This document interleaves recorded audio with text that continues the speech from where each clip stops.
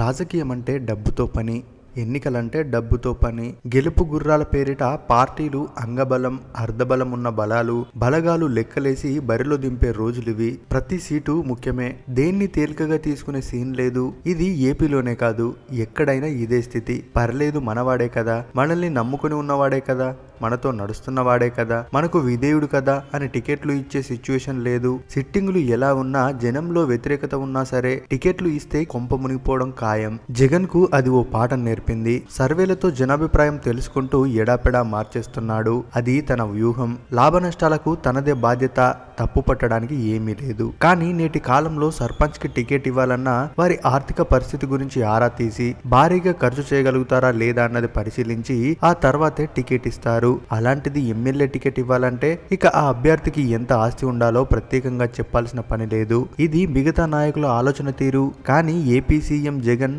దారే సపరేటు. అందుకే రాజకీయాల్లో వైఎస్ఆర్ కాంగ్రెస్ పార్టీ సరికొత్త నిర్ణయాలతో నవశకానికి నాంది పలుకుతోంది. దీనిలో భాగంగా ఏకంగా అసెంబ్లీ నియోజకవర్గ ఇన్ఛార్జీలుగా సామాన్య కుటుంబాల నుంచి వచ్చిన వారిని గుర్తించి నియమించారు వైఎస్ జగన్. ఓ సామాన్య కార్యకర్తకు ఏకంగా ఎమ్మెల్యే టికెట్ ఇచ్చారు. ఇక్కడ నేను ఏ పార్టీకో వ్యక్తులకో మద్దతు ఇవ్వడం లేదు, కానీ జెండా మోసిన కార్యకర్తలకు ఇలా అవకాశం ఇవ్వాలి, అప్పుడే మార్పు మొదలవుతుంది అనేది నా ఉద్దేశం. ఇక ఆ వ్యక్తి ఎవరు, ఆయనలో సీఎం గారికి ఏం టికెట్ ఇచ్చారన్నది ఈ రోజు వీడియోలో తెలుసుకుందాం. ఈయన పేరే ఈర లక్కప్ప.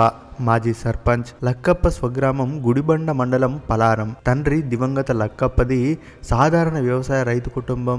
ఆయన ఇంటర్మీడియట్ వరకు చదువుకున్నాడు. లక్కప్పకు మద్దతుగా 74 మంది పంచాయతీ అధ్యక్షులు, జెడ్పీటీసీలు, ఎంపీటీసీలు మద్దతుగా నిలిచారు. టికెట్ ఇవ్వాలని ఏకగ్రీవంగా తీర్మానించారు. ప్రతి కార్యాలయానికి నడుచుకుంటూ వెళ్తూ సామాన్యుడిలా అందరితో కలిసిపోయే ఈర లక్కప్ప ఎంపికను ఇప్పుడు రాజకీయంగా సంచలనంగా మారుతోంది. లక్కప్పకు ఉన్నది స్థానికంగా మద్దతు మాత్రమే.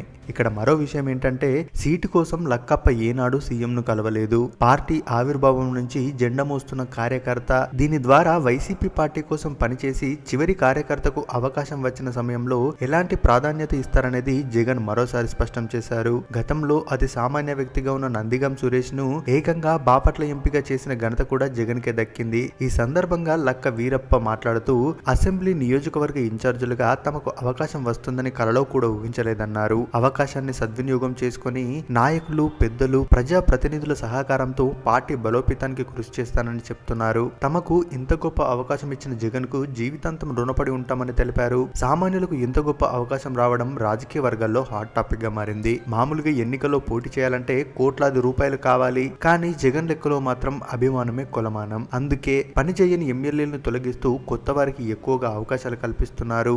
న్యూ ఫేసెస్ అయితే ప్రజలు కూడా కనెక్ట్ అవుతారని, ఎమ్మెల్యేలపై ఉన్న వ్యతిరేకత వీరిపై పడదన్న అంచనాతో జాబితాను సిద్ధం చేస్తున్నారు. ఇక్కడ ఎవరికి మినహాయింపు లేదు. బంధువులు, సీనియర్లు అని చూసి చూడనట్లు పోవడం లేదు. గెలుపు కష్టమని ఏ మాత్రం ఒప్పందినా నిర్దాక్షిణంగా జగన్ పక్కన పెట్టేస్తున్నారు. ఇది కొంత పార్టీలో కలకలం రేపుతున్నప్పటికీ అంతా మన మంచికేనంటూ జగన్ ముందుకెళ్లిపోతున్నారు. తాజా జాబితాలో కూడా కొన్ని మార్పులు చేర్పులు చోటు చేసుకున్నాయి. ఏది ఏమైనా సామాన్యులకి రాజకీయంగా అవకాశం ఇవ్వడం గొప్ప విషయం. ఇక నుండైనా మార్పు రావాలని ఆశిద్దాం. మంచి నాయకుడిని గెలిపిద్దాం. మరి ఈ వీడియో మీకు నచ్చినట్లయితే ఓ లైక్ చేసి మీ అభిప్రాయాన్ని కామెంట్ రూపంలో తెలియజేయండి. మరిన్ని ఇలాంటి వీడియోస్ కోసం మన ఛానల్ని సబ్స్క్రైబ్ చేసుకోవడం మాత్రం మర్చిపోవద్దు.